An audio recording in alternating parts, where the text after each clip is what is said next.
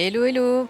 Je m'appelle Jennifer, j'ai 40 ans et ma vie a déjà basculé 2 fois. Une fois après un bon gros burn-out qui m'a fait déménager à l'autre bout de la France et créer mon entreprise, puis une deuxième fois suite à une longue maladie. Là, j'ai eu très peur pour ma vie, alors j'ai décidé de faire un gros travail sur moi, de penser toutes mes blessures, de comprendre qui j'étais vraiment et de créer une vie qui me ressemble pleinement. Je t'explique ici comment tu peux toi aussi faire d'un événement difficile un véritable élan pour te révéler et pour transformer ta vie. Ici, on parle développement personnel, origine émotionnelle des maladies, outils de connaissance de soi, spiritualité, astrologie, numérologie, âme, mission de vie, équilibre des chakras, blessure de l'âme, trauma enfermé dans le système nerveux, bagage karmique, bagage transgénérationnel, entre autres. Allez, installe-toi confortablement, on va commencer. Hello à toi, je suis ravie de te retrouver dans ce nouvel épisode de podcast et aujourd'hui je vais te parler encore une fois des chakras, mais cette fois je vais te parler de leur fonction première, donc de ces 7 chakras principaux, parce qu'en fait les chakras c'est des vortex d'énergie donc qui te permettent d'accéder à certaines choses, qui te permettent de pouvoir t'affirmer, de pouvoir parler, de pouvoir avancer dans tes projets. Ça a aussi ces fonctions-là en fait les chakras. Donc pour chacun des chakras, des 7 chakras principaux, je vais te dire quelle est leur fonction. Alors, les fonctions du chakra racine, c'est vraiment l'instinct de survie, l'enracinement, la santé physique et les besoins primaires, tels que manger, boire, se reposer, être à l'abri et être en sécurité. C'est aussi pour cette raison que c'est le chakra qui s'active le plus tôt dans notre vie, parce que quand on est bébé, nos seules préoccupations, on va dire, c'est de rester en vie, donc de manger, de boire, de dormir et d'être en sécurité. Et donc voilà, du coup, si tu ne réponds pas à tes besoins primaires ou si ton corps ne se sent pas en sécurité, ça peut venir déséquilibrer ton chakra racine. Les fonctions du chakra sacré, c'est de gouverner les émotions et c'est également de gouverner tes relations émotionnelles avec les autres. Autant avec le chakra racine, on était vraiment dans la relation à soi, autant là, le chakra sacré, sa fonction, c'est également de régir les relations émotionnelles avec les autres, de toi avec les autres. Il régit également ta relation au corps et au plaisir, et il gouverne également le mouvement et le changement bien vécu. Les fonctions du chakra du plexus solaire maintenant.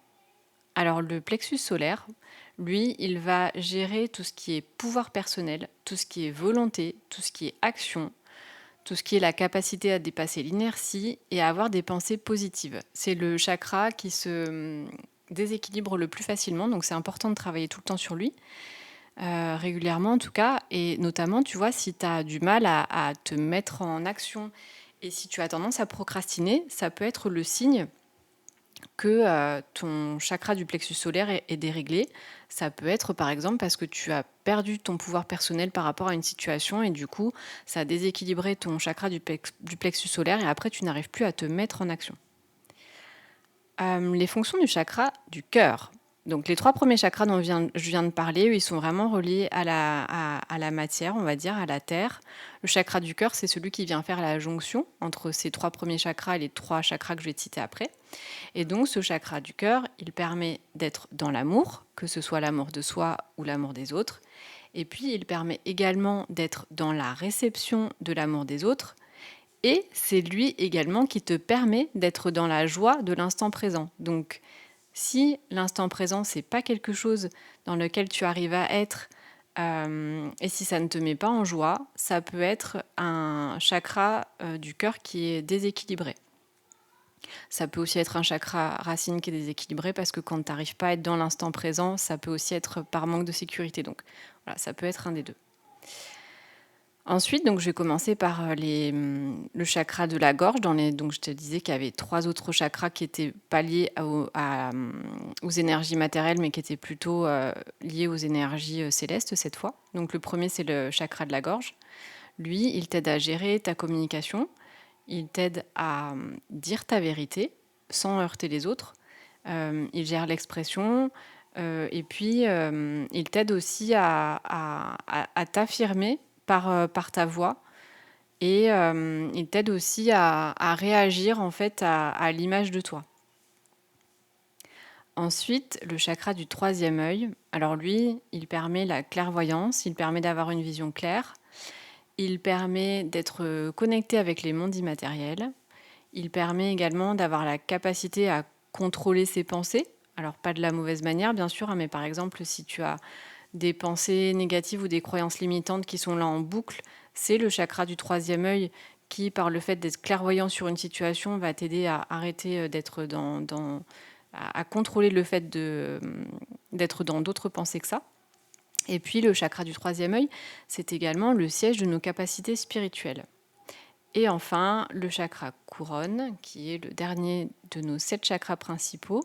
Lui, il régit la pensée, la conscience, ou plutôt la superconscience, la sagesse, la connexion à la conscience cosmique, et c'est également le siège de tes capacités spirituelles et de ta médiumnité. Voilà, j'espère que cet épisode t'a plu et je serai ravie de te retrouver la semaine prochaine pour un autre épisode. À bientôt, bye bye! Si tu as envie d'apprendre à mieux te connaître, si les outils magiques comme l'astrologie, la numérologie, les chakras, les traumas enfermés dans ton système nerveux sont des choses qui t'intéressent, si tu as envie de connaître ta mission de vie ou plutôt tes missions de vie, sache que j'ouvre très bientôt la Bold School, la première école pour connaître et réaliser ses missions de vie et que la liste d'attente est maintenant ouverte. Je te mets le lien dans la légende en dessous de la vidéo et je t'invite à t'inscrire pour avoir plus d'informations. À bientôt, bye bye.